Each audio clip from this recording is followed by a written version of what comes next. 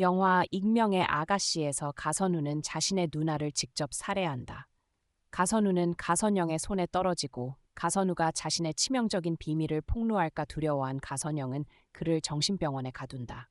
누나에게 버림받은 것에 분노하고 미쳐버린 가선우는 짐승 같은 본성을 드러내며 손으로 가선영을 찔러 죽인다. 가선우는 체포되고 정신병 이력이 있는 병원 기록 때문에 정신병원에 갇힌다. 세미는 패배에서 승리로 상황을 역전하지만 그녀는 가장 친한 친구 혜지를 영원히 잃는다. 사건의 전개는 어떠했는지 오늘 영상에서 공개하겠다. 혜지는 세미를 구하기 위해 암살자에게 치명적인 일격을 받고 영원히 떠난다. 혜지의 죽음은 세미로 하여금 가선영을 직접 죽여 복수하겠다고 맹세하게 만든다. 그 와중에 변호사 이동은 가선영의 손에 떨어진다. 가선영은 이동이 세미를 함정에 빠뜨리도록 돕게 하기 위해 이동의 가족을 협박한다. 가족 때문에 이동은 즉시 가선영과 손을 잡기로 동의하지만 가선영이 전혀 예상하지 못한 것은 모든 것이 이동 변호사와 세미의 계산 속에 있었다는 점이다.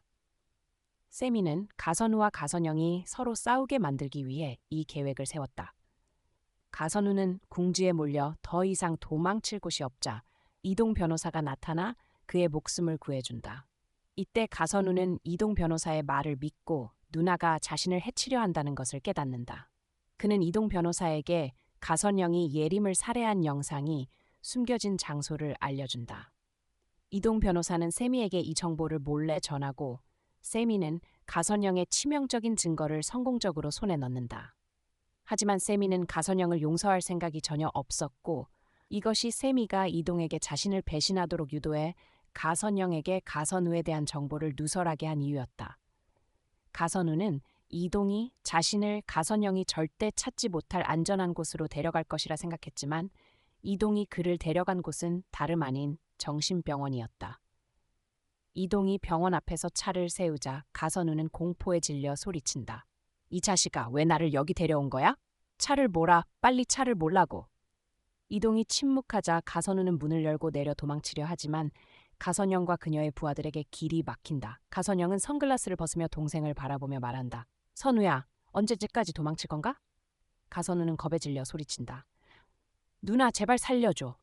내가 잘못했어. 여기 갇히고 싶지 않아. 가선영은 한숨을 쉬며 말한다. 넌 나를 배신하고 협박했어. 내가 너를 용서할 것 같나? 여기 있어. 내가 그룹의 회장이 될 때까지 그때 널 꺼내줄게. 가선우는 미친 듯이 웃으며 소리친다. 절대 안 믿어. 누나는 살인자야. 동생이 미친 듯이 날뛰자 가선영은 화를 내며 말한다. 빨리 저놈을 저기 안으로 데려가. 잘 감시해. 가선우를 처리한 후 가선영은 미소를 지으며 이동 변호사에게 말한다. 고마워요. 이번에 저놈을 잡은 건 전부 당신 공이야. 영란을 처리한 후에는 당신을 후하게 대우할게요. 가선영의 말이 끝나자마자 그녀는 부하로부터 세미를 잡았다는 전화를 받는다. 가선영은 득의양양하게 웃으며 말한다. 좋아, 드디어 이날이 왔어. 그리고 이어서 말한다. 이동, 당신은 정말 예언자 같아요. 그 여자가 스스로 함정에 걸려들었어. 우리 집으로 돌아가자. 가선영은 세미가 갇힌 방으로 들어가며 이동을 보고 세미는 화를 내며 말한다. 당신이야? 회장을 배신하고 저 여자를 따른 거야? 이동은 고개를 숙이며 말한다. 미안해요. 하지만 세상이 바뀌었어요. 살아남으려면 강한 쪽을 따라야 해요. 가선영 씨가 곧 그룹의 회장이 될 거예요. 고집 부리지 마세요. 세미는 비웃으며 말한다. 고집?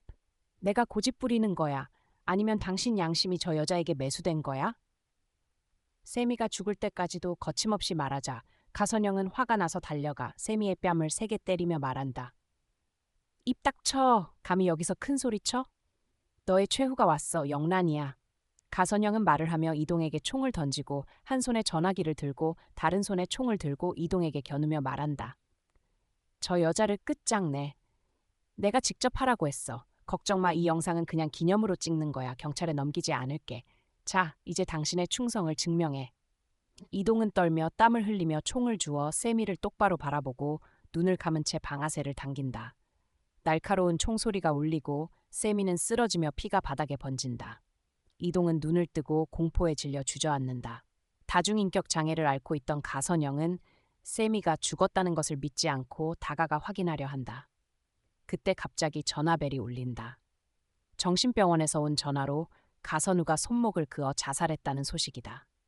가선영은 당황하며 이동에게 명령한다. 현장을 정리해. 경찰이 오기 전에 나 급한 일이 있어. 내일 회사에서 만나자. 가선영이 차를 몰고 나가자마자 세미가 갑자기 눈을 뜬다. 이동은 겁에 질려 달려가며 말한다. 괜찮아요? 세미는 차갑게 대답한다. 괜찮아. 당신 연기 잘했어. 가선영, 이제 시작이야. 알고 보니 세미가 모든 일을 계획한 최종 보스였다. 가선우의 자살까지도 그녀의 계획이었다. 가선영을 치명적인 함정에 빠뜨리기 위해. 동생의 자살 소식을 듣고 가선영은 방심하며 동생이 갇힌 방으로 달려간다. 그녀는 동생의 몸 전체를 덮은 하얀 천을 보고 몹시 마음이 아프지만 사람들 앞에선 아무 일도 없는 듯 침착한 척한다.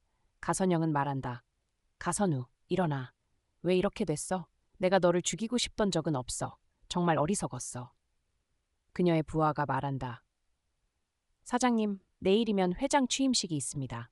가선우가 정신병원에서 죽었다는 소식이 알려지면 불리할 겁니다.